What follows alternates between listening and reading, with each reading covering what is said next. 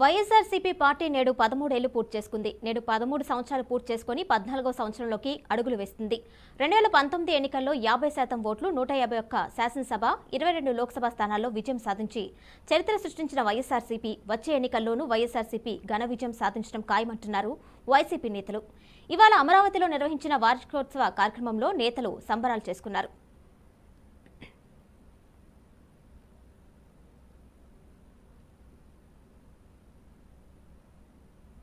ఆ ప్రజా అవసరాల మీద జరిగినటువంటి ఆ పాదయాత్ర ఆయన 341 రోజులు 41వ తేదీన ఆయన మొదలు చేస్తే ఇచ్చాపురంలో 9/1/2019 ముగిసింది. అంటే సరిగ్గా 5 సంవత్సరాలు అయిన తర్వాత ఆయన ముగిసింది. ఇది చరిత్రలో నిలిచిపోయేటటువంటి అక్షరాలు, అంకెలు.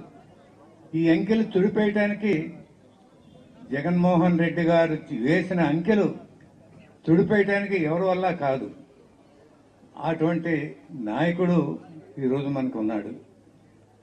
మీరు ఒకసారి గుర్తు చేసుకుంటే ఆయన ఎక్కడికి వెళ్ళినా కూడా ప్రజలను ఉద్దేశించి అడిగేటప్పుడు మీ అవసరాలే నా ఎజెండా, మీకే అవసరాలు ఉన్నాయో అది నా ఎజెండా, ఆ ఎజెండాని నేను అమలు చేస్తా, నాకంటూ వేరే ఎజెండా లేదు, మీ అవసరాలే నా ఎజెండా అని గతంలో ఎవరన్నా చెప్పారండి? మీ అవసరాలంటే మీరు చెప్పండి, దాన్ని అతి భద్రంగా ఒక ఎజెండా లాగా నేను వాటిని మీకు అందిస్తా.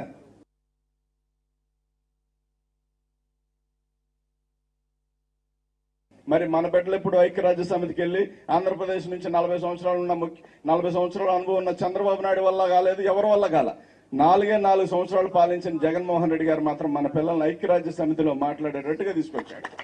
అంటే ఇది చరిత్ర, ఇది డెవలప్మెంట్ అంటారు. వీళ్ళు బిల్డింగ్లు కట్టుకొని రోడ్లు పోసుకొని బతికేద్దాం, ఉన్నవాడే బతికేయాలనే కాన్సెప్ట్ కాకుండా అట్టడుగున పడిపోయిన వాడిని కూడా పైకి తీసుకురావాలనే ఆలోచనతో జగన్మోహన్ రెడ్డి గారు పనిచేస్తా ఉన్నారు. కాబట్టి మనకు అలాంటి నాయకుడు కావాలి. కాబట్టి మనందరం కష్టపడి ఎవడు ఎన్ని కుట్రలు పడినా, ఎంతమంది కలిసి వచ్చినా, రేపు 24లో ఒక్కసారి గనక కొడితే మళ్ళొకసారి లెగవకుండా కొట్టే విధంగా మనందరం కూడా పనిచేయాల్సిన అవసరం ఉంది. కాబట్టి చంద్రబాబు నాయుడు అనే వ్యక్తి మోసాల ద్వారా పుట్టి, మోసాల ద్వారా వచ్చి, మోసాల ద్వారా రాజకీయాలు చేస్తా అన్న వ్యక్తి ముఖ్యమంత్రిని అవుతానంటున్నాడు. పార్టీ కోసం పడిన కష్టాలు అన్ని ఇన్ని కాదు.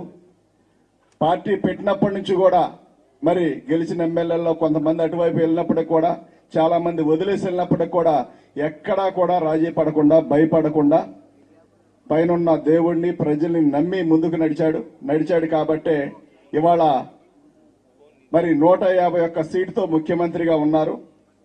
ఇలాంటి నాయకుడిని మన హయాంలో, అంటే మన టైంలో ఇలాంటి నాయకుడిని ఒక ఆయన చూడటం మనందరూ కూడా చాలా గర్వకారణం. ఎందుకు చెప్తా ఉన్నానంటే, రాజకీయాలంటే సర్వసాధారణంగా ఏదో ఒక పార్టీతోనో ఎక్కడో చోట కుళ్ళు, కుట్ర ఇలాంటి రకరకాల వేషాలతో రాజకీయ పార్టీలు పుడతా ఉంటాయి. గత పార్టీ చంద్రబాబు నాయుడు కావచ్చు, అది వెన్నుపోటు ద్వారా సొంతంగా ఎన్టీఆర్ గారిని చంపిన వ్యక్తి పార్టీని లాక్కోవడం జరిగింది. కానీ మన పార్టీ అలా కాదు. ఒక వ్యక్తిని, ఒక వీరుణ్ణి, ఒక ధీరుణ్ణి, ఒక దీశాలని ఎదుర్కోవాలంటే ఒకటి బలం చాలదు, ఇద్దరు బలం చాలదు. ఇద్దరు కాదు, ముగ్గురు కలిసి వచ్చినా, 30 మంది కలిసి వచ్చినా వైఎస్ఆర్ కాంగ్రెస్ పార్టీ దాటికి గొప్ప కూలిపోవాల్సిందే. 175 స్థానాలు మనం విజయం సాధించబోతా ఉన్నాం. రాసి పెట్టుకోమని చెప్తా ఉన్నాం. కుప్పంతో సహా చంద్రబాబు నాయుడు కుప్పంలో ఓడిపోబోతా ఉన్నాడు. ఈ మంగళగిరి గడ్డ మీద లోకేష్ ని చిత్తుగా ఓడించబోతా ఉన్నాం. ఇది జరిగి తీరుతా ఉంది.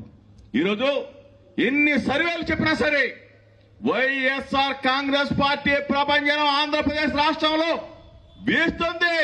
మరలా వచ్చే నెలలో జరిగే ఎన్నికల్లో జగన్మోహన్ రెడ్డి గారు బంపర్ మెజార్టీతో ముఖ్యమంత్రిగా కాబోతా ఉన్నాడని చెప్పేసి ప్రతి సర్వే చెప్తా ఉంది. ఈ రోజు మనం కంకణ బదులు ఉండాలా. అంట నక్కలు చేసే రాజకీయాలకి, తోడు దొంగలు చేసే రాజకీయాలకి కనిపెట్టుకుని ఉండాలా. అందరినీ కూడా తుదా ముట్టించే కార్యక్రమంలో మనం ముందడుగు వేయాల. జగనన్న ఉంటేనే మనకి భవిష్యత్తు, మనకి కాదు 5 కోట్ల మంది తెలుగు ప్రజలకి భవిష్యత్తు ఒక జగనన్న మాత్రమే అని చెప్పేసి మనం